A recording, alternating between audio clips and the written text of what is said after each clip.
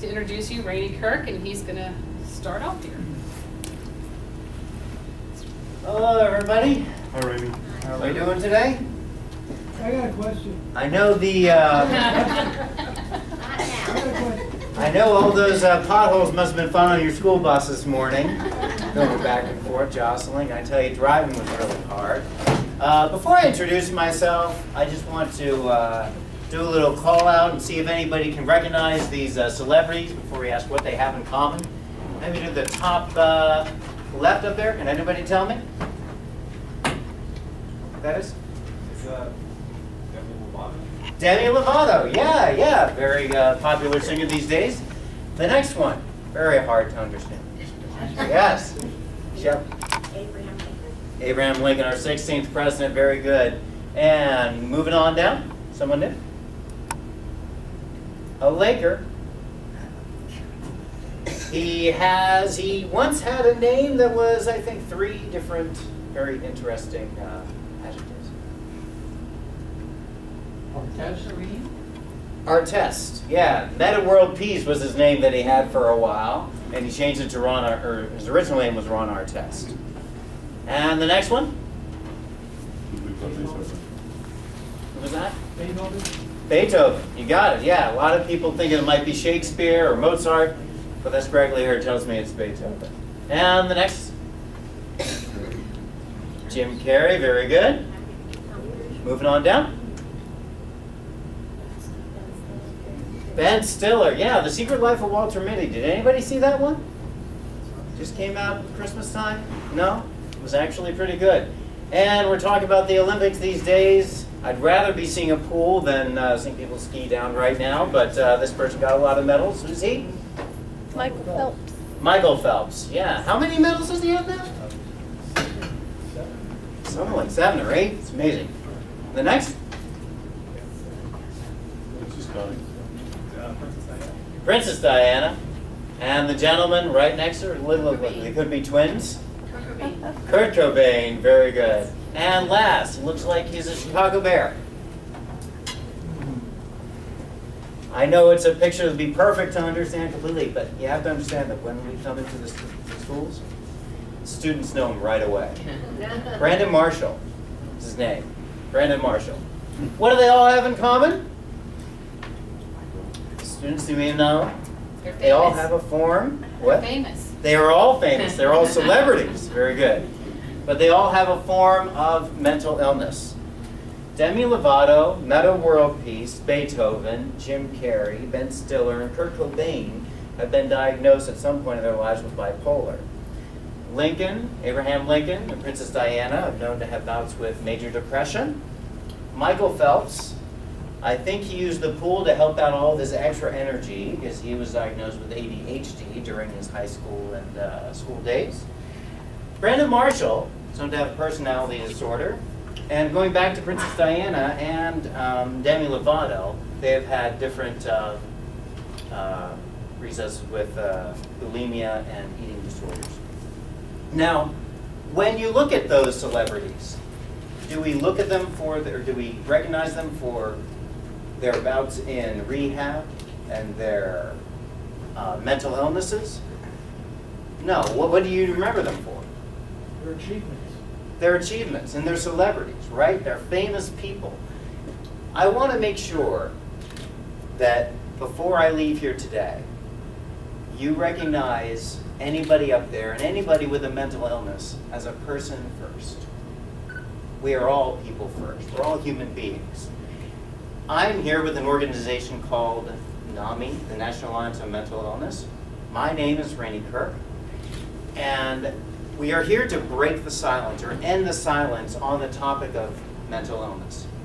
At NAMI, we believe that the topic of mental illness is not spoken about enough in the community. There's a certain stigma out there. Is anybody familiar with the word stigma? Raise your hand if you've heard it before. Okay. Can anybody tell me what they think it might mean? Discrimination. Discrimination. Okay. Very good. I actually like that one. I did my homework before I came in tonight, and I looked in the Webster's Dictionary to see what the official definition was of stigma. Webster believes that it is a physical mark or an emotional disgrace on someone. When I read that definition, I thought of something like a physical mark on someone. You don't think of that so much with a mental illness. But has anybody in here read a book called The Scarlet Letter? Scarlet Letter, okay. If you haven't read that, did you see the movie Easy A that came out about a year ago or so? Anybody raise your hand with that? Usually more people raise their hands with that. The Scarlet Letter, or the Easy A, was based off of a book, great book called The Scarlet Letter. It was about a character that had to wear an A on her chest because of a horrendous thing that she did, or people believe that she did.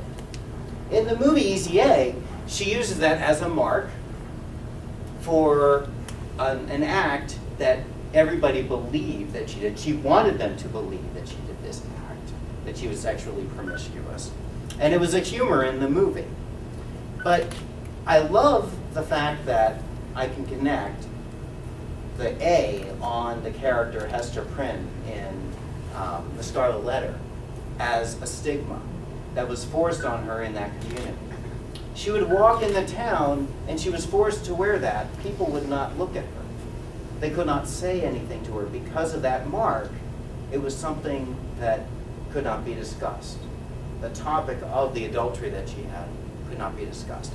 In this case, we believe that mental illness is a mark on people in the community where they can't discuss it.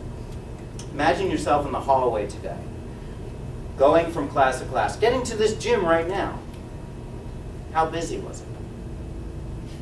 Everybody, you can't even nudge any shoulder, get any close without nudging shoulders or anything like that. Imagine you're walking in that hallway, you're coming to this class, nobody smiles, says hi, how do you do? How are you doing today? That's the mark, that's the stigma that we believe is there with mental illness. Before I go into specifics about mental illness, what is it? What does it mean in this community? If you look at the official definition, mental illness is a biological brain disorder. It's a disorder of an organ of the body, the brain. Just like diabetes is a disorder of a different body, a different organ of the brain. Can anybody tell me what organ of the body diabetes is a disorder of? The pancreas. Good. A lot of people think it might be a kidney. It's about your sugar, right? But it's the pancreas. Just like diabetes is a disorder of the pancreas, mental illness is a disorder of the brain. But the great thing is that it's treatable.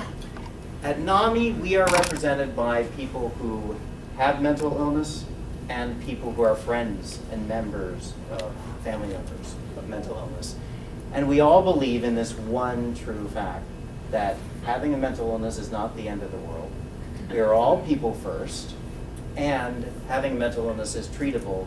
And with the severe mental illnesses, you can have an individualized treatment plan that can make you lead a happy, healthy, and productive life. I want to give out some facts. I know there are some postcards in the folders that I handed out to everybody. And I'll go into specifics as to what I want you to do, your homework assignment as it will, for the day with the postcards. But I want to go over some facts about what we know about mental illnesses in this country and the world. 1 in 17 people have a serious and persistent mental illness. That's 1 in 4 families that are affected. Because if you have 1 in 17 people, those 17 people have families, right? So 1 in 17 people, 1 in 4 families in this room right here are affected in one way or another. And you guys are in 9th grade, right? How old are you? About 14, 15 or so, right? Some 16. 50% of the people with mental illness show their symptoms by the time they're 14. So you would be showing symptoms already of any issues that you may be having. And 90% of suicides are from those with a mood disorder of some type. And that's the 3rd leading cause of death for people the ages 15 to 19, the age that you're in right now. There's a prediction out there that by 2020, major depressive illness will be the most pronounced disability for people, for children and women as well. I'm going to go over many different types of mental illness today: ADD, ADHD, depression, bipolar disorder, anxiety, panic disorder, OCD, and schizophrenia. ADD. This isn't quite the one that Michael Phelps is diagnosed with, but it's something that I'm quite familiar with myself. Attention deficit disorder. The symptoms are typical: trouble focusing, forgetful of things, you're disorganized, you have trouble following directions, you don't finish a task that you wanted to try originally. But most importantly, you have to be diagnosed with this by the time you're 7 years of age. ADHD, can anybody tell me what the H stands for? Hyperactivity. Hyperactivity, exactly. It's like you're driven like a motor. You have to be doing something. You're disruptive in class, you're getting up and down, you can't stay seated. You know what's a great thing for ADHD? Cell phones these days. Like ringing off right now, exactly. A lot of physical energy. But it was like 3rd or 4th grade when like it started to become a problem with the teachers and homework and paying attention in class and not distracting the other kids. Like that was when it was first like my mom was getting the calls home, Kate's forgetting this, Kate didn't pay attention today, Kate was talking in class, being really like bouncing in this chair and like tapping this desk and like annoying people around me or being too loud or talking during class, like whispering or passing notes and stuff. Being younger, like that got me into a lot of trouble. Sounds like symptoms that a lot of kids or a lot of people in this class right now may be feeling throughout every class. And it's very typical. We all know it. Depression is a little bit more serious. It's different, the symptoms of it, the signs of it may be different from kids than teens, even to adults. For kids, you may find that children may be more irritable, they're withdrawn, they may suffer from headaches, they'll have trouble sleeping. Teenagers may have an increased feeling of hopelessness. They're uninterested in things they once really loved to do. Feel isolated, they self-injure, and they start looking at their own symptoms and they think that they can solve it themselves with medications, alcohol, or illegal drugs, and a form of self-medication that isn't helpful at all. They may start eating disorders, suicidal thoughts, and signs that they're not getting the help that they really need. My depression, I was feeling all the time sad and worthless, and I had very negative self-talk, which means I would talk very negatively to myself, and I was always on the verge of crying. Usually, like in depression, you'll either get really angry at yourself or at others, and I was always angry with myself. You just always feel sad. You always feel like there's like a dark cloud over you, and you feel like you're weighted almost, like you can't move as fast, you feel sluggish, you feel tired a lot.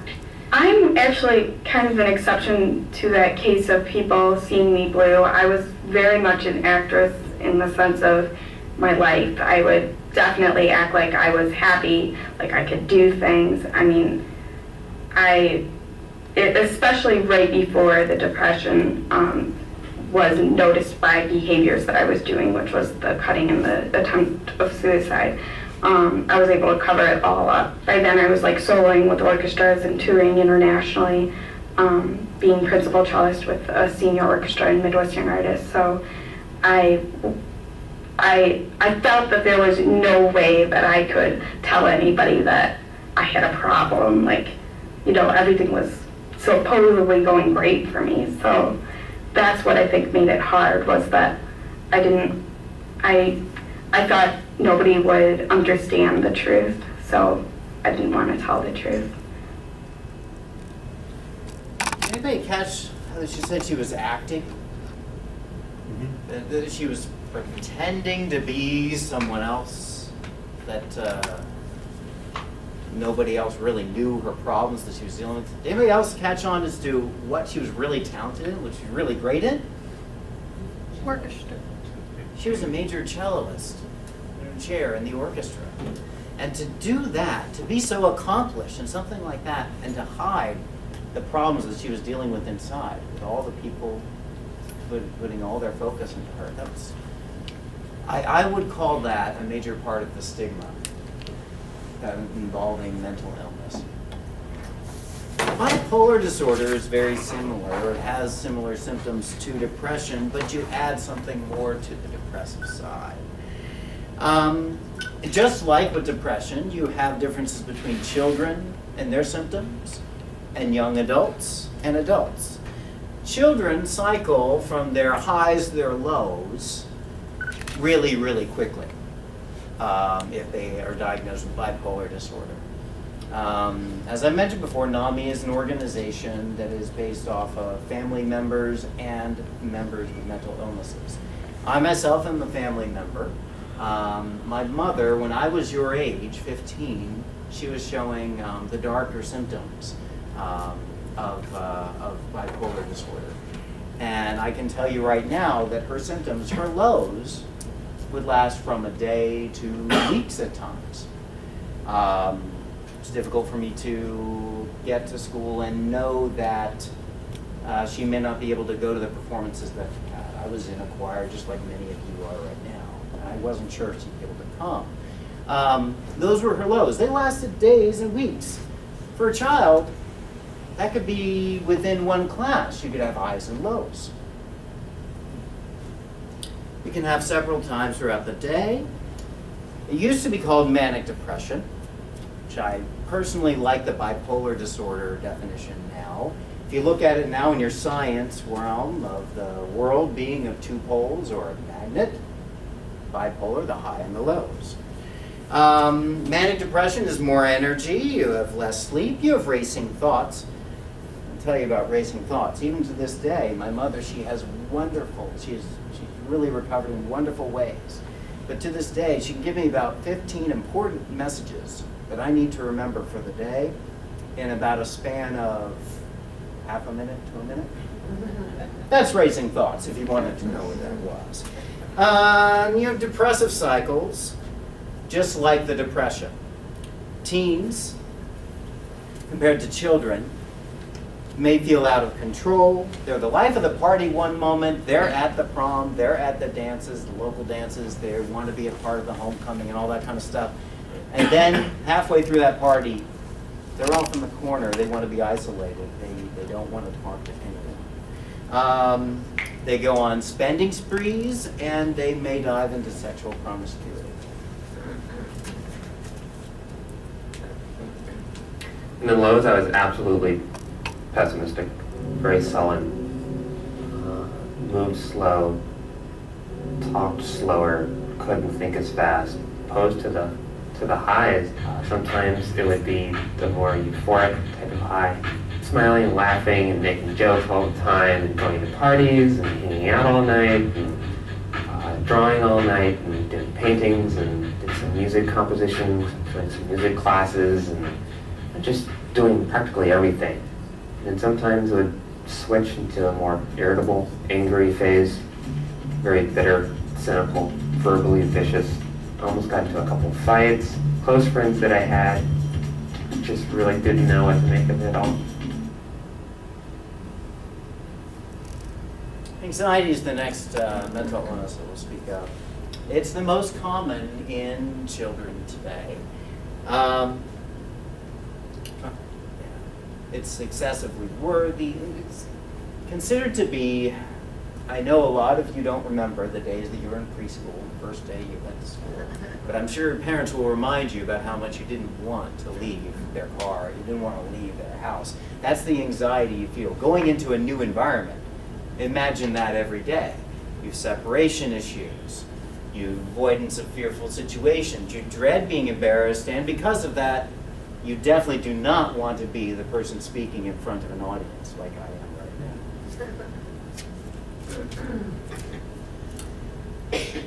Panic disorder. This one is defined as the moment right before you're in a car accident.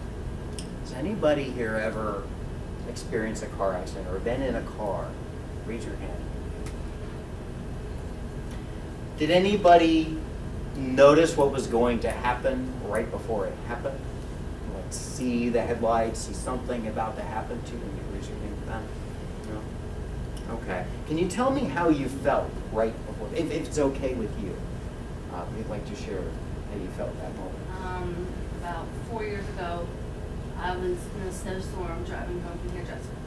I started sliding on the ice, and all of a sudden, lost the car, hit a telephone pole, and I knew when I was struggling to hold onto the wheel that it happened like that, but I knew something was wrong, and I got scared. Clenched fist and tried to get the control back, but yeah, scared. And so that it happened just like that, right? Happened, well, that I hit something in a matter of The impact the happened. impact happened. How did your heart feel? Oh, I'm going a mile. Yeah, going a mile a minute. That's exactly what we're talking about with panic disorder. It feels a bit was. And it feels like it happens for a long period, right? And you see like everything's going in slow motion in a way? Did you get that kind of experience? No. No? Okay. Well, the great thing about a car accident, if there's ever anything great, is that it happens within 5 seconds or 10 seconds. You witness it and you know it's going to happen, but there. Imagine having that feeling, that heightened heart pressure and just sweatiness and just really nervousness happening for over a minute. And then imagine it not knowing when it's going to happen again throughout a day or throughout a week. It's going to happen multiple times, like having a car crash every moment. You have a pounding heart, feeling of dying or losing control, or sweating, dizziness, trembling, nausea. Absolutely terrible. Obsessive compulsive disorder. I personally feel, going into schools right now, this is sounding more popular than ADD or ADHD. Everybody likes to say, I have OCD. I'm counting all the time. Anybody here see the show Monk? Right, you're familiar with the show Monk? I think that's a fun show, but it kind of puts humor in the situation that can be serious. It involves repetitive actions, counting, touching, checking. I work at CB South right now. I know I'm in a rival school at the moment, but I work with one girl in particular during lunchtime. She has to wash her hands at least 5 times before she gets to the lunch table. And everything has to be in exactly the exact same spot every day. The lunch, she has to have the same food, she has to have the same tuna fish sandwich, she has to have the same drink. Everything's all perfected. You have obsessive unwanted thoughts, fear of contamination, just like the lunchroom with germs, too much grooming, and a fixation on numbers.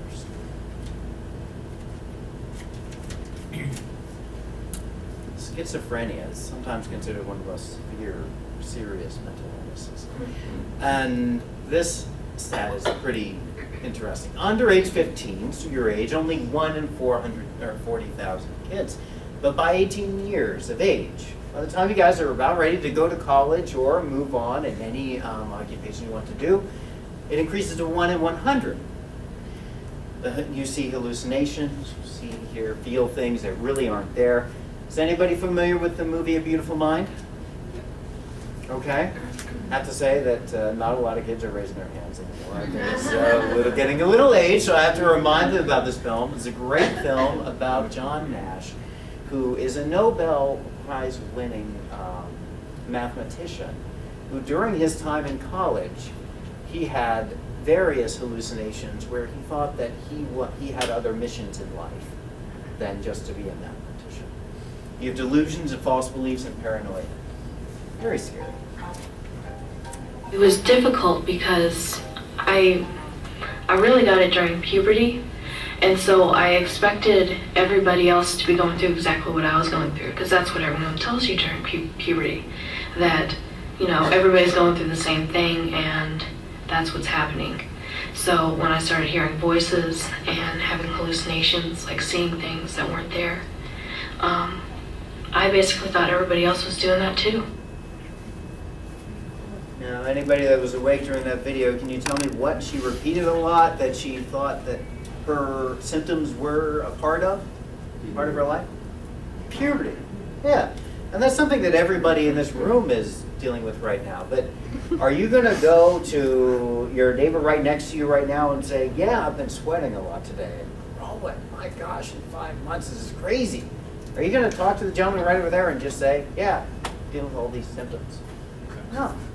She didn't want to either, and she thought that was just a part of an everyday thing. I think that's another sign of the stigma of mental illness. The topic is just not brought out at all. Very scary. But the great thing is there is such a thing as recovery. As I mentioned with my mother, she is in recovery now, and she has been for many years, and it's a wonderful family, wonderful thing. There are group treatments, or there are good treatments. Students can lead future recovery from for the care. You can have psychiatrists, psychologists. Make sure you go to your family practitioner. But right now, you need to understand there is no such thing as the one and only test that says you have a mental illness, you have schizophrenia, you are bipolar. There is no blood test or x-ray that determines that. I just read this week, if you want to know, that one British study is saying that a cotton swab of your saliva can determine if boys in particular may have a form of bipolar, but that's not official yet. Those studies aren't official. There are many kinds of therapies and medications. You can live a happy, healthy, and productive life, and you can develop coping skills that will help you. Now, if you don't pay attention to anything else that I say today, this is the most important slide. Most important slide that I speak of. I just want you to take a moment and look at these strategies that they mentioned. These were surveys given out to people with mental illness who are in recovery, and things that they thought were helpful to them. Eat right. Get the right amount of sleep. Journal or keep a diary. Enjoy a hobby, music, sports, scrapbooking. Enjoy nature. Go out for walks. Now, does this look like something that only a person with a mental illness or somebody dealing with those symptoms can do? No, I honestly, I want to do that right now. I want to go out for a walk as long as it wasn't negative 20 degrees outside. Okay? I want to do these things. And the great thing about that is that tells me that these coping strategies are things that they want to share with others. That it's a community more than just an individual battle.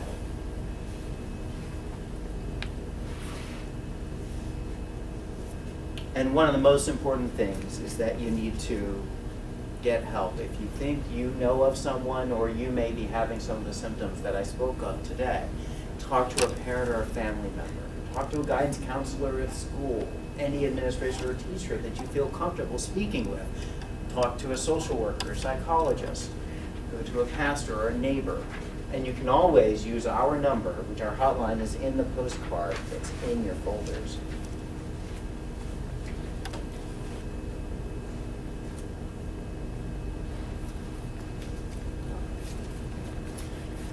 How can you help a friend that you may believe has a mental illness? You can encourage them to take their medications, keep their doctor's appointments, not engage in risky behavior. Invite them out on one of those coping strategies that you know you would help you enjoy too. Support them if others say mean things to them or things to them. Help them study, recognize the signs of the disorder, and this is the most important bullet here, I think. Let friends know, so yourself know, it is not their responsibility to treat the mental illness of their friends. If you know of someone with a mental illness, it's not your right to treat everything that's wrong with them. Just be there.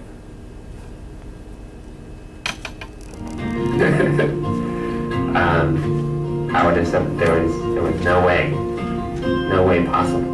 I couldn't even picture a bad future. It just couldn't picture a future at all. Now I can see a future, and I see it as being a pretty good future. A's, you know, lots of them. Like the occasional B here and there, but I do really well in school now. Now when I talk to my friends when I'm having a hard time, I think the most helpful thing they do is just offer basic advice, you know, about life. That helps a lot, because a lot of my problems are basically life problems, just like everybody else's. Your support is very much appreciated, a friend's support. So, and how you can go by supporting them is just hanging out with them. You don't have to like, you know, talk to them always about their problems and stuff, or like do anything special. You just have to be a good friend.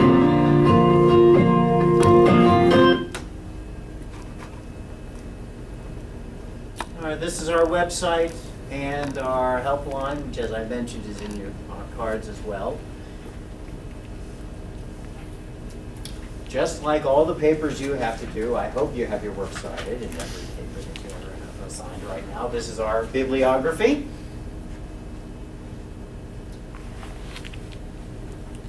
And once again, we are NAMI, the National Alliance on Mental Illness. It's national. This is a national message that we're trying to send out throughout the country. But Bucks County has our own chapter, and we are filled with many people that want to help out in the community. And if you noticed, a lot of these videos are about sharing our stories, about what it means to have a mental illness, what it means to be a family member. And I would like to introduce a friend of mine who wants to share his story. Chris Sandy. Everybody give him a round.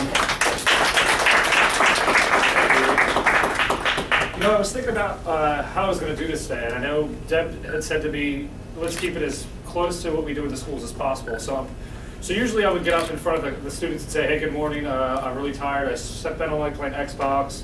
They'll get a laugh out of them, but I'm not going to use that joke today because it doesn't work and it's nighttime and I'm not tired. But I was going to say, on the way to the one we had this morning, Deb says to me, are you nervous about tonight? I'm like, no, why? She's, oh, well, just so you know, these people from this county are coming, and, oh, by the way, these people are coming. I'm like, well, if I wasn't nervous, now I am. So, well, I'd like to introduce myself as having 2 mental illnesses, and I might have 3 if you keep talking about who's coming here. I'm going to develop anxiety or something. But anyways, I'm Chris, I'm 28, and I actually do have 2 mental illnesses. First one's very obvious. If you see me sitting there, I did my best not to play with my phone today. But you'll see me tapping my leg, getting up pacing, playing with my water bottle. And that's my ADHD, and that's something I've had since I was, I don't know, not even born yet. As long as I can remember. And that's just part of who I am. And I've learned to very easily, very early on, to live with it and just kind of, you know, it grew on me. But another one I was diagnosed with when I was about your age, 14, was bipolar disorder. Before I want to get into detail about, you know, bipolar in my life and, you know, all about that kind of stuff, I kind of want to take a few steps back and explain to you exactly how mental illness came into my life. I would say maybe it was about 4 or 5, maybe a little bit older. I remember I was sleeping, and I shared a bedroom with my brother, and I was sleeping one night, and I woke up in the morning, or 3 o'clock in the morning, I don't know. I opened my eyes, and my brother's standing over me, watching me, staring at me, sleeping.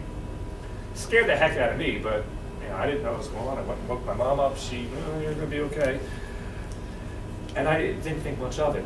Well, over the next year or so, I realized that my brother was suffering from schizophrenia. He was in and out of hospitals over the next over the next year or two. And what I realized is that he wasn't staring at me because he wanted to hurt me or do anything to me. He saw a demon sitting on my shoulder and he wanted to protect me. And he was scared that something was going to happen. So that was the first time mental illness ever showed up in my life. Another time is my biological father suffers from schizophrenia as well as alcoholism. Now him and my mom had separated, and I was probably about 1, so I didn't really get to see too much of that. But my brothers would really kind of brought this into my world. Fast forward until I was probably about your guys' age, 14 years old. You know, I've always had the ADHD. I've always had a little bit of trouble in school, bouncing off the walls. Assemblies like this, I probably would have been tossed out of within the first 10 minutes. But But I was about 14. I was sitting in my 9th grade science class one day, and well, I've always liked to draw. I'm not too artistic. I used to act when I was younger, but I was never a writer. But for some reason this day I started writing, and after about an hour or so, I ended up with a 10-page poem. And it wasn't pretty. It's not a good poem. It's nothing, you know, to be happy about. But when I was finished, I went and read it, and it was just morbid, disgusting, scary, horrible stuff about hurting myself, hurting my family, hurting my friends, hurting my brother and my sister. Just basically, I was just angry at the world. And I didn't think anything of it. It was just something I wrote. I was bored. Okay, no big deal. But my mom had seen it and got really scared. She was, oh, here he goes too. He's going to end up in the hospital like his brother. What in the world's going on? And I ended up going to see a doctor, and they diagnosed me with bipolar. And well, over the next year or so, things with me started, you know, going downhill and down. They started going quick. Wasn't doing well in school. I was not having a good time at home. I was not getting along with my family, my friends, or anyone. And to me, like the girl said in the video, I was fine. I don't know what the issue was. I was totally okay with myself and what was going on in my life. But it just seemed to me every time I would ever go home, or every time I'd ever be in a crowd of people, it was just a fight waiting to happen, and I dreaded every second of it. Now, things in school, like I said, started slipping, and they started slipping even faster at home. I would, every time I would come home from school, I knew it was just going to be a fight about the smallest thing. I was at my stepdad's throat, at my mom's throat every single day, and it was really hard to even focus on, you know, what was going to go on in my life throughout the day. One of the things that, like they said in the video, you almost think it's normal, but for me it was, I remember being in school and kids are worrying about their homework or their projects. To me, I was worried about whether or not the police are going to be at my house tonight. So over the next year or two, things gradually got more and more worse for me. I ended up, after the poem was written, I ended up getting myself put in Horsham Clinic for about a week. And for me, it was pretty scary. I'm like, all right, well, my brother's been here. I know how bad he is. Is this going to, you know, what's going on?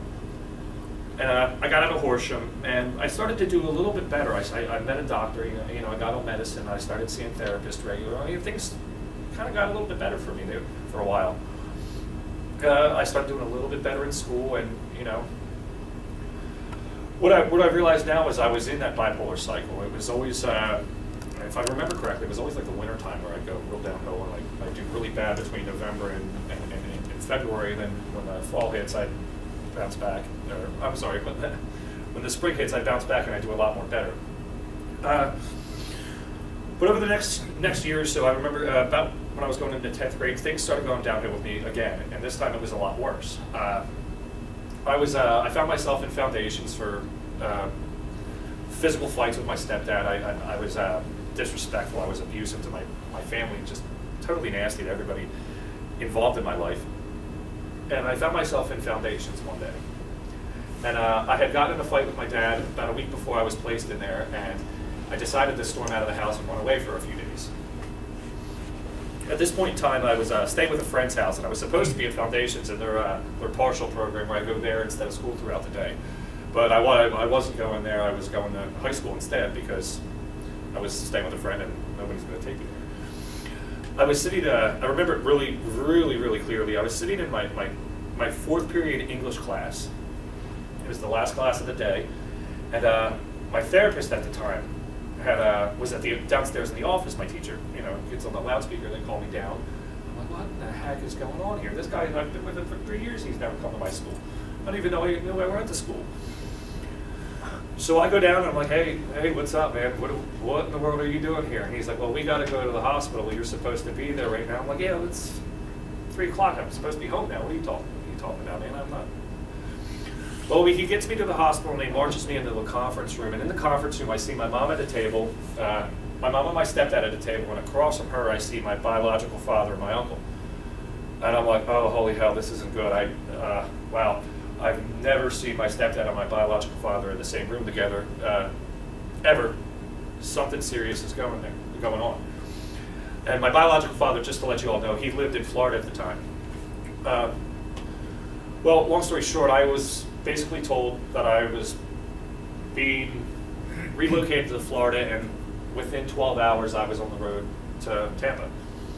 For me, it was really tough. I didn't get to say goodbye to any of my friends, and in high school, when all the trouble I was having at home, but my friends with my support, they were the only thing I felt like I had. So yeah, next thing I know, I'm on my way to Florida, and it was tough. But I started school down there, and I started doing well in school. I made a lot of new friends. I was actually a popular kid, which was kind of cool. Never had that before. But things were going great. I got along with my dad. We had fun. We hung out. We played video games together. And things were actually looking out for me. I'm like, oh, well, cool. Things are going great. Awesome. But typical cycle for me with the bipolar, and even with my father with his illnesses, things didn't last or stay that way for very long. Like I said when I first started, my dad does suffer from alcohol dependency, and while when I moved down there he was sober for about a year or two, when I got there it didn't last very long, and within a few months he was drinking heavily, nonstop, all day, every day. And it got to the point of he broke almost everything I owned one day and was threatening me, very nasty to me, and it got to the point where I let my mom know what was going on, and her and my family decided the best thing for me was to move me back to Pennsylvania. So I did, and once I got back, it was like a light switch went off in me. I was totally okay. It was awesome. I was doing great. I started, I don't want to say I was doing well in school, but I was doing a heck of a lot better than I was before. And things went on well for 6-7 months, and then I found myself back in the cycle that I always get myself stuck in. Fighting with my stepdad daily, fighting with my mom daily, fighting with my brother and my sister. And once again, my concerns were not whether or not my schoolwork's getting done, it's whether or not the police are going to show up tonight. And they showed up a handful of times, and it was pretty ugly. And I did find myself in and out of the hospital again, dealing with the depression and the mood swings and whatnot. And I ended up putting cigarettes out on the back of my hand. I have cuts up my arms for some of the things, And I found myself in the hospital for that as well. Right before my 18th birthday, I started working. I got myself a job, and I was doing really well for myself for a while. But I got myself into drugs and alcohol, and I started partying. I wanted to be the cool kid. I finally had a crowd of friends where I could go out with and hang out with every day, and it was really awesome. But things at home were just, kind of crumbling around me. It was at the point where I didn't I didn't care what happened at home. As long as I'm able to come and see my friends, then that place is just somewhere I don't want to be. I don't care. So it was, I guess right after I turned 18, I was, my stepdad and I got in this fight, and I remember it was for some reason I remember it was in January. It was the end of January. It was snowing out. We have a fireplace in our house at the time, and it was snowing out. And I went to go poke the fire because I was manic at the time. I was bouncing off the walls, and he thought I was trying to start a fire in the house, and got mad at me, freaked out on me. And long story short, I stormed out of the house, and I was never welcomed back in the house again. And this was right after I turned 18. So I ended up moving in with a friend. And things were going all right, but like I said, I started getting myself into drugs and alcohol, and I wanted to party, but I never had the money to go out and do anything, so I got the bright idea to start stealing things from my work. I got caught within a week and ended up in Bucks County Prison. Now, long story short, I was only in there maybe 18 hours, if that, but it was one of the most scariest things I've ever had to deal with. And added all to that, I was thrown out of where I was living. So it's twice in a 3-month period of time, I find myself homeless again, and it got to the point where I'm like, what the heck are you doing, Chris? You're failing out of high school. You're not doing anything you need to do to better yourself or your future. So I was at I found myself at this spot where I had nowhere to go. I had no one, all my friends are getting ready for college. They're getting ready to move away, and I have nowhere to go myself. The option came that I could move back down to Florida with my dad if I wanted to, and I was kind of wary about it, but I was like, what, I'm 18, I'm done school, I don't really have anywhere else to go, so let's give it a shot. And I got down to Florida, and it was awesome. It was totally different than it was the first time I was down there. And me and my dad actually bonded a lot and became friends. He bought me my first car. He helped me get a job down there. We would actually do things that we never got to do, and it was really cool. Really awesome to be able to have that kind of relationship with him. But once again, he suffers from alcoholism and his own problems with schizophrenia, which he was using alcohol to address. And it caught up with him again. Now, I remember he was on a drinking binge one day, and I remember he fell and hit his head on the front porch of my house, and he split his head wide open with blood everywhere. I called 911 to get him checked out, and he was cursing me off, telling me he's going to kick my butt for calling 911 on him. And they ended up taking him to the mental institution, but they took him there for detox, not for the schizophrenia. So he was released a couple hours later. By this time I was at work. I was working at a Subway sandwich shop in Florida, and my uncle called me and said, "Hey Chris, what are you doing?" I'm like, "I'm working. I just left the house about an hour ago. I saw you." He's like, "They just let your dad go. He's not happy with you. He's trying to find you right now. He doesn't know where you're at. I told him you were at a friend's house. You gotta get out of here. You gotta leave work." So I'm like, okay. And I told my boss, "Hey, I gotta go. I don't know what's going on. My dad's, going crazy. I need to get out of here." So I left and went home and talked to my grandpa. I called my mom. I talked to my grandpa who lived down there, my uncle, and they decided that the best option for me at this point in time was to let my dad address his issues, move back to Pennsylvania, and where I would be safe. So I loaded my car up. I got my car and started heading home. The next morning, or the next afternoon, my dad called my mom and said, "Hey, Dad, where's Chris? Have you seen him? I thought he was at his friend's house. He's not there. I just called." And my mom said to him, "Yeah, he's about 20 feet behind me on 95. We're in Virginia, heading back to Warminster." And I don't know exactly what my dad said to my mom, but it was along the lines of, "My boys have abandoned me. They've left me. I don't want to do this anymore. I can't live like this anymore. I just want to die." And within 2 months, it was May 31st, 2005, my father did pass away from, I believe it was total organ failure. All his organs just shut down from the alcohol. And for me, that was tough. That was, I remember when I got the news, it was tough for me because the last thing I said to my dad was, "F you, I don't want to talk to you until you're sober. I can't do this anymore." And that was a real challenge for me. But once I did get back from Florida, things actually really started looking up for me. I moved in with a friend. We lived in a little small studio apartment, but it was cool. And it was awesome. I had my own car, I had my own job, I had my own place, and so finally, my life's getting back on track here. And within a year, I moved into a bigger apartment, my own apartment. I had a new job, I was making money, I was paying the bills, and I was really doing well with myself. And I finally beat this depression, this mental illness, this terrible thing that I had going on with me. Over the next few years, I moved into an even better apartment.